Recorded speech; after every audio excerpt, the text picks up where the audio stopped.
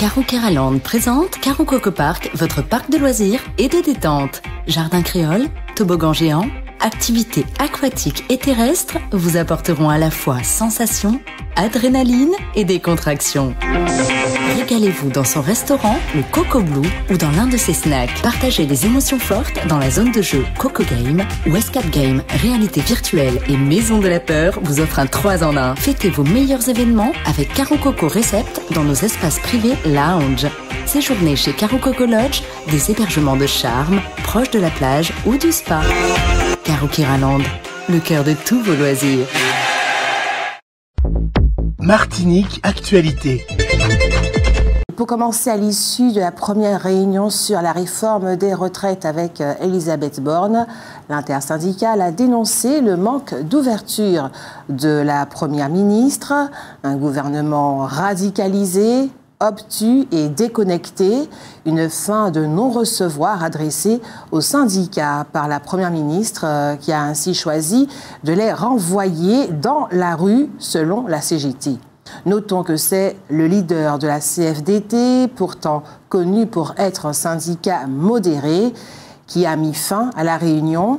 L'intersyndicale a annoncé qu'elle ne retournera pas dans ces conditions à la table des concertations et en appelle à la sagesse du Conseil constitutionnel qui doit rendre son verdict le 14 avril et qui doit entendre, selon elle, la juste colère des travailleuses et des travailleurs.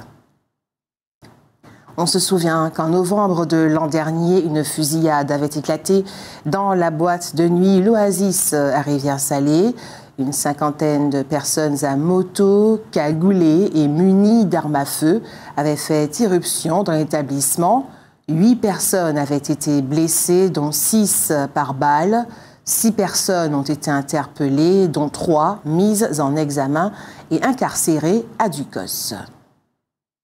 La semaine dernière, la Société de gestion d'équipement du Sud, SOGES, a appris aux élèves de l'école primaire Laurence Marie-Madeleine de Ducos à monter à vélo. Cette opération s'est effectuée dans le cadre du programme national Savoir rouler à vélo, institué par le ministère du Sport en direction des jeunes scolaires avant leur entrée au collège. Les enfants âgés de 7 à 12 ans étaient ravis.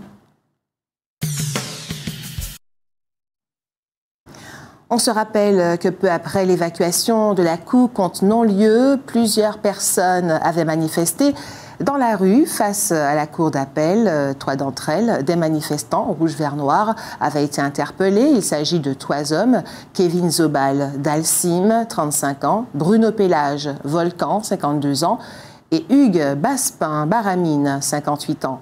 Ils ont été jugés en comparution immédiate dans une audience qui a duré près de 9 heures. Tous les 3 ont été relaxés. L'un d'entre eux a été condamné à une amende de 1 000 € pour outrage à magistrat. Chaque mois, le RSMA organise une présentation au drapeau à destination de volontaires stagiaires. Tous les 2 mois, cette présentation a lieu dans une commune de Martinique. Cette année, c'était jeudi au stade Joinville de Rivière-Salée en présence d'une 50aine de jeunes. À la fin du mois dernier, 120 habitants du Robert ont porté plainte contre X à la gendarmerie. Ils estiment qu'ils sont empoisonnés par les sargasses. Le parquet ne sait pas si il va introduire une action en justice, mais la procureure en charge des atteintes à l'environnement a saisi un service national spécialisé. L'OCLAESP, l'Office central de lutte contre les atteintes à l'environnement et à la santé publique. Plusieurs membres de cette structure auraient commencé ici en Martinique l'audition de responsables politiques ou d'associations. Vendredi, c'était la veille des vacances et les élèves de l'école Notre-Dame de la Délivrande du Morne-Rouge avaient été invités à participer à la 3e édition du CROSS de l'établissement, depuis la section maternelle jusqu'au CE2. Les 275 participants l'ont fait avec beaucoup d'enthousiasme. C'est aujourd'hui, mercredi 5 avril, que se déroule le procès au tribunal correctionnel des 7 militants interpellés au cours des manifestations qui s'étaient déroulées au mois de novembre au centre commercial Océanis au Robert en novembre 2019. On se rappelle que lors de la première audience en janvier 2020, des bagarres avaient éclaté entre les forces de l'ordre et des manifestants venus soutenir les accusés. Cette fois, le préfet a interdit toute manifestation qui n'aurait pas été déclarée. La 3e édition du marché nocturne de Saint-Joseph, vendredi dernier, a connu un franc succès. Il a été animé par le groupe Pafon avec en invité Max Telef. Hier après-midi, vers 15h30, entre le pont de Châteauboeuf et celui de Californie dans le sens Fort-de-France-Lamentin, une collision s'est produite entre un motard de 38 ans et un automobiliste. Touché au coccyx et au cervical, le motard a été transporté à l'hôpital par les pompiers.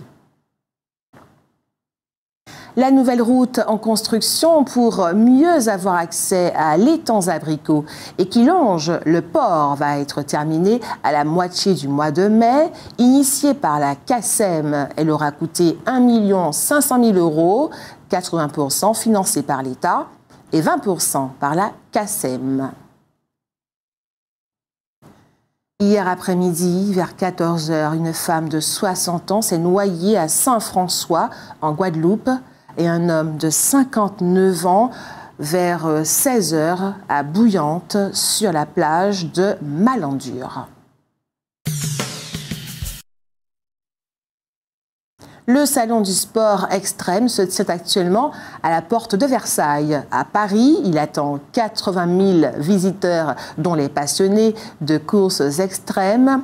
Cette année, la Martinique est présente à l'initiative du Comité martiniquais du tourisme et plus précisément de son bureau France-Europe que dirige Pascal Reine-Adélaïde. Et le gouvernement a rendu publique la liste des projets retenus pour les fonds verts, c'est-à-dire des projets visant à accélérer la transition écologique sur l'ensemble du territoire français. 3 projets martiniquais ont été retenus. La transformation du quartier Bonaire en écoquartier par la ville de Fort-de-France, 2 500 000 €.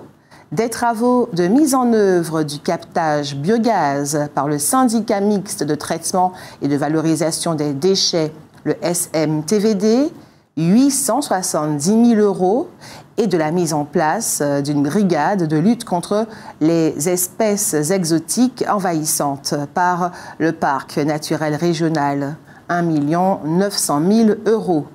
En Guadeloupe, un seul projet a été retenu. Il s'agit d'une étude pour la mise en œuvre du tri à la source des biodéchets portés par la communauté de communes de Marie-Galante. 32 683 €.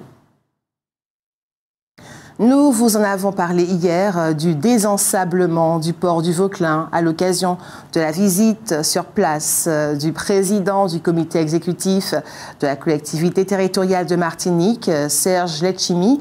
Les travaux ont donc commencé. Il s'agit d'extraire pas moins de 10 000 mètres cubes de sédiments. Outremernews.fr, le site de l'actualité Outre-mer, 24 heures sur 24 et 7 jours sur 7. Retrouvez la chaîne Outremer News sur YouTube.